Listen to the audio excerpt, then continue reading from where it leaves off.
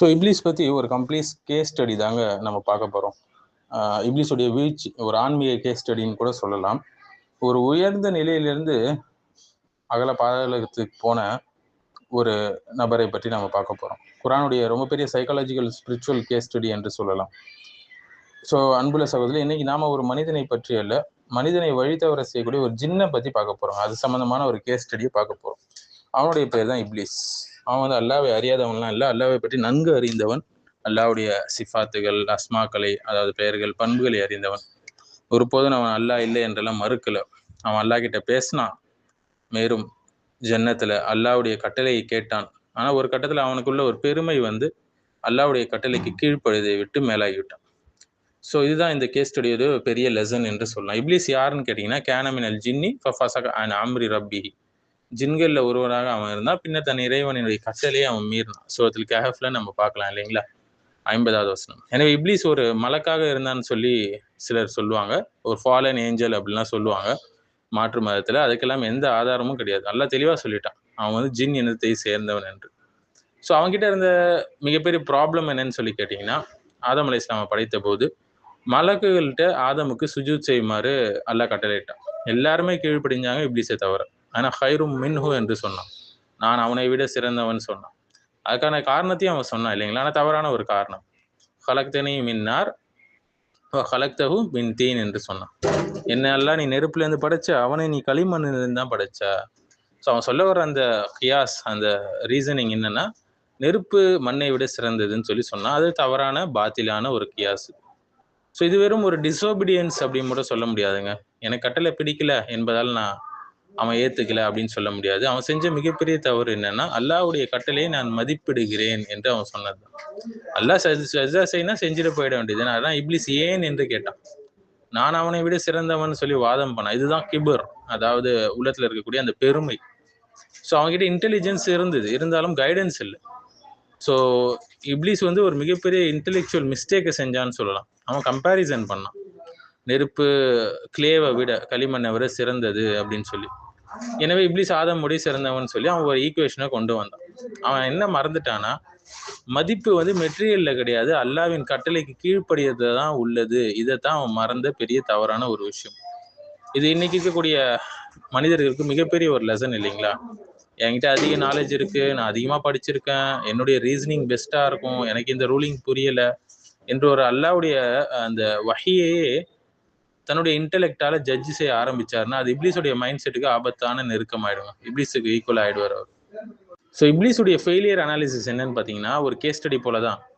அவனுடைய failure analysis, அது root cause என்னன்னா, கிபுர், அகம்பாவம், பெருமை அடித்தல். ஸோ அதை அவன் வந்து ட்ரிகர் பண்ணுச்சு. அந்த அகம்பாவம் என்ன ட்ரிகர் பண்ணுச்சு, ஆதமுக்கு சஜ்ஜா செய்யக்கூடாதுன்னு சொல்லி. ஸோ அவனுடைய காக்னேட்டிவ் எரர் என்னன்னா, நான் சிறந்தவன் என்று சொன்னது. மேலும் அவனோட ராங் கம்பேரிசன் தான் அவனுக்கு வழிவகுத்துச்சு. ஃபைனலாக என்னாச்சு, அல்லாவுடைய கட்டளைக்கு மாறு செஞ்சான். ஸோ அல்லாவுடைய அருள்லேருந்து வெளியேற்றப்பட்டான். இன்னொரு முக்கியமான விஷயம் என்னன்னா, ஆதமும் தவறு செஞ்சார். அவருடைய ரெஸ்பான்ஸ் எப்படி இருந்தது, தௌபாவா இருந்தது. ஸோ இப்லீஸுடைய ரெஸ்பான்ஸ் வந்து ஜஸ்டிஃபிகேஷன் பண்ணான், தப்பு பண்ணிட்டு. இதுதான் ரெண்டு பேருக்கு மத்தியில உள்ள பெரிய வித்தியாசம். அதனால ஆதம் அல்லாஹ் மன்னிச்சா, இப்லீஸை வந்து அல்லாஹ் மன்னிக்கல. ஆதம் வந்து நான் மிஸ்டேக் பண்ணிட்டேன்னு சொல்லி சொன்னாரு, இப்லீஸ் வந்து நான் சரியா தான் செஞ்சேன்னு சொல்லி சொன்னான். ஸோ இதுலேருந்து நமக்கு ஒரு ஸ்பிரிச்சுவல் ஆன்மீக பிரின்சிபல் அடிப்படை என்ன கிடைக்குதுன்னா, தவறு செய்வது மட்டும் மனிதனை அழிக்காது, தவறை நியாயப்படுத்தி அதில் பிடிவாதமாக இருப்பதான் ரொம்ப பெரிய ஆபத்து என்று. ஸோ இப்லீஸ் மன்னிப்பு கேட்டானான்னு கேட்டிங்கன்னா இல்லைங்க, அவன் மன்னிப்பு கேட்கல. கேட்டிருந்தா அல்லாஹ் எவ்வளோ பெரிய மன்னிப்பாளன்னு நமக்கு தெரியும். என் இறைவா என்னை மன்னின்னு அவன் சொல்லலை. ஒரு ஃபந்துருனி இலா யௌமி யுபஅஸூன்னு சொன்னான், மக்கள் உயிர்த்தெழுப்பக்கூடிய நாள் வரை எனக்கு அவகாசம் கொடுன்னு சொன்னான். ஸோ தனது ரிபல்லியனை தொடர விரும்பினான்.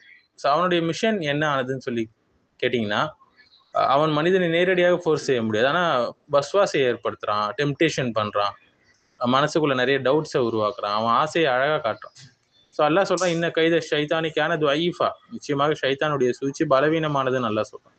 ஸோ இதனுடைய பொருள் என்னன்னா, ஷைத்தானுக்கு அன்லிமிட்டெட் பவர் இல்லை, அவன் நம்ம ஃபோர்ஸ் பண்ண முடியாது, அவன் ஜஸ்ட் இன்விடேஷன் தான் கொடுப்பான், நாம தான் ரெஸ்பான்ஸ் கொடுக்குறோம் என்பதை நம்ம புரிஞ்சுக்கணுங்க. ஸோ இப்லீஸுடைய ஸ்ட்ராட்டஜி என்னன்னு சொல்லி பார்த்தீங்கன்னா, பொதுவாகவே வந்து அவன், ஸோ நவீன உலகில் இப்லீஸுடைய கேஸ் ஸ்டடி பார்த்தீங்கன்னா, இன்னைக்கு ஷைத்தான் நம்ம கிட்ட வந்து இஸ்லாத்தை விட்டுடு அப்படின்லாம் சொல்லணும்னு அவசியம் இல்லைங்க. அவன் இன்னும் சப்டிலாக வேலை செய்வான். எப்படின்னா, சோஷியல் மீடியா மூலியமாக வரும், ஒரு வீடியோ மூலியமாக வரும், அடுத்த வீடியோ, இன்னொரு வீடியோ, இன்னொரு வீடியோ, அப்படியே நேரம் கரைஞ்சு போயிடும் இல்லைங்களா? ஒரு பக்கம் டிசைர் எக்கனாமி மூலியமா வரும். உன்னுடைய ஆசையை நீ ஐடென்டிஃபை பண்ணு, அதற்கு கண்டென்ட் அதை ரிப்பீட் பண்ணு, அது ஒரு ஹேபிட் ஆக்கு அப்படின்னு சொல்லி வருவான். ஒரு பக்கம் வந்து அல்காரிதமிக் என்விரான்மெண்ட் மூலியமா வரும். ஒரு மனிதனுடைய அட்டென்ஷனை வந்து தொடர்ந்து பிடிச்சு கொண்டே இருப்பான் இந்த டிஜிட்டல் என்விரான்மெண்ட் மூலியமா. ஸோ சைத்தானுடைய பழைய ஸ்ட்ராட்டஜிகள் வந்து இப்போ புது சேனல் மூலியமா செயல்படுது இல்லைங்களா? ஏமாத்துறது தான், ஆனா புதிய வடிவில். ஸோ டெக்னாலஜியே சைத்தான் நம்ம சொல்ல வரல. டெக்னாலஜி ஒரு டூல், அவன் பயன்படுத்தக்கூடிய ஒரு டூல். ஸோ இப்லீஸுடைய பெரிய வெப்பன் சொல்லி கேட்டீங்கன்னா வாளோ, கத்தியோ, பணமோ, அரசியலோ அல்லங்க. வஸ்வாஸ் தான் அவனுடைய மிகப்பெரிய ஆயுதம். அல்லது யுவஸ்விசு சுதூர் இன்னாஸ்ன்னு நம்ம அடிக்கடி ஓதுறோமே, மனிதர்களுடைய உள்ளத்தில் ஊசலாட்டத்தை ஏற்படுத்துபவன் என்று. இதுதான் அவனுடைய பெரிய ஆயுதம். ஆனா மனுஷனுக்கு டிஃபென்ஸ் இருக்கு. குரான் நமக்கு வந்து நல்ல ஒரு டிஃபென்ஸ் சிஸ்டம் கத்துக் கொடுக்குது இல்லைங்களா? இஸ்தியாதா செய்யணும், அவுது பில்லாஹி மினஷ் ஷைத்தானிர் ரஜீம் சொல்லணும், திக்ருகள் செய்யறது, தொழுவது, குரான் ஓதுறது, தக்வா, தௌபா, நல்ல நண்பர்களோடு கம்பெனி வச்சு கொள்வது, மேலும் வந்து பாவமான விஷயங்களை விட்டு தூரம் ஆகுது. இது எல்லாமே வந்து நமக்கு வந்து அல்லாஹ் கொடுத்துருக்கக்கூடிய ஒரு டிஃபென்ஸ் சிஸ்டம். அவங்ககிட்ட இருந்து நம்ம பாதுகாப்பு பெற முடியும். ஸோ இப்லீஸுடைய கேஸ் ஸ்டடியோட மிகப்பெரிய ஒரு லெசன் என்னன்னு கேட்டீங்கன்னா, இப்லீஸ் தோற்றது கல்வி இல்லாததால் அல்லங்க, அவன் தோற்றது அகம்பாவத்தால. ஸோ ஆதமுடைய தவறுக்கு பிறகு அவருடைய உயர்வை வந்து ஏற்படுத்தியது என்னன்னு சொல்லி பார்த்தீங்கன்னா, தௌபா, அவர் கேட்ட தௌபா. எனவே 2 மனிதர்களுடைய வாழ்க்கையில தவறு நடக்கலாம் இல்லைங்களா? நான் தவறு செஞ்சுட்டேன், யா அல்லாஹ் என்னை மன்னின்னு ஒருத்தர் சொல்லுவார். இன்னொருத்தவர் என்ன செய்வாரு, நான் செஞ்சது வந்து சரிதான் அப்படின்னு சொல்லி சொல்லுவார்.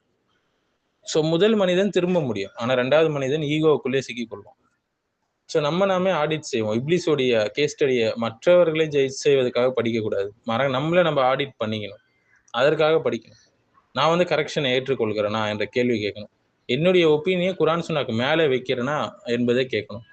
எனக்கு பிடிக்காத இஸ்லாமிக் ரூலிங் வந்தால் என்னுடைய ரியாக்ஷன் எப்படி இருக்குன்னு சொல்லி கேட்கணும்.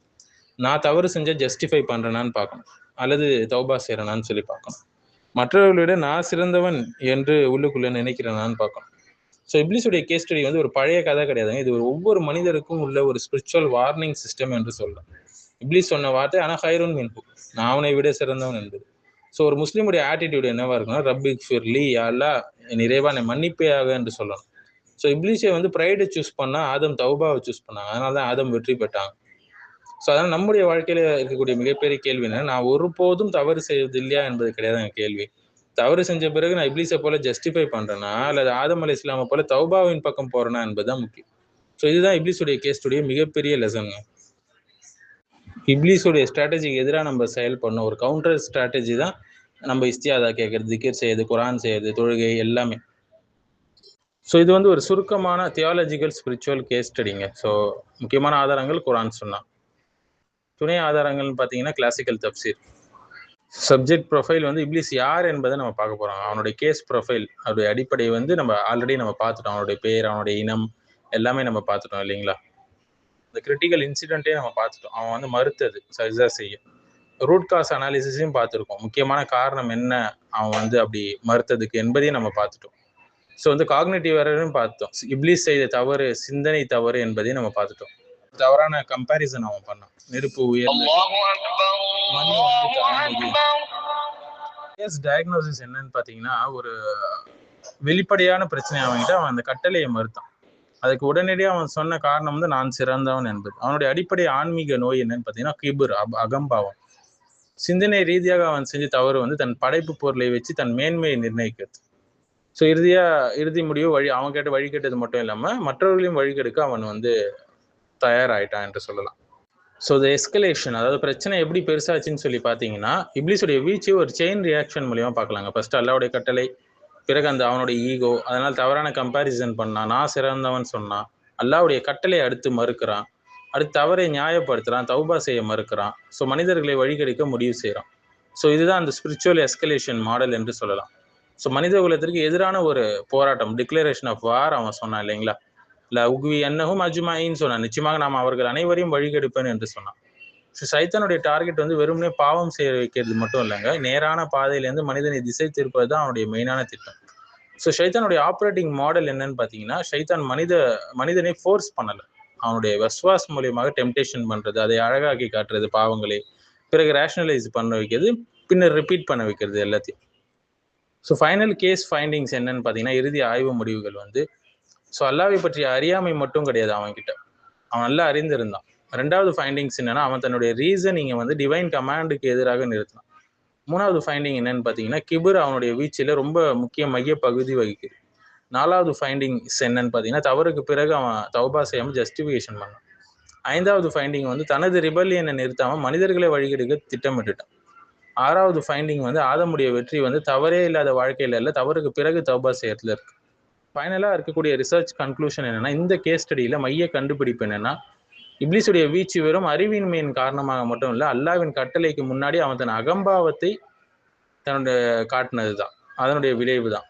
ஸோ அதனுடைய ஒரு ஃபைனல் கொஸ்டின் இங்க என்னன்னா, இப்லீஸ் எப்படி கெட்டான் என்று நீங்க பார்க்கும்போது, அது மட்டும் நம்மளுடைய ஃபைனல் கொஸ்டின் கிடையாதுங்க. இப்லீஸுடைய எந்த மனநிலை என்னுள்ள இருக்கு, நான் எப்படி அதை கரெக்ட் பண்ணணும் அப்படின்றத பார்த்து அதை நோக்கி நகர வேண்டும். ஸோ ஒரு வரியில இந்த முழு கேஸ் ஸ்டடியை சொல்லணும்னா, இப்லீஸுடைய வீழ்ச்சி அறிவு இல்லாததால கிடையாது, அறிவுக்கு மேலாக அகம்பாவத்தை வச்சதுனால. ஸோ ஆதமுடைய உயர்வு வந்து தவறு செஞ்சதால கிடையாது, தவறுக்கு பிறகு அல்லாஹ்வுடைய திரும்பியதால். இதுதான் இப்லீஸுடைய கேஸ் ஸ்டடியோடைய முக்கிய மைய பாடம் என்று சொல்லலாம்.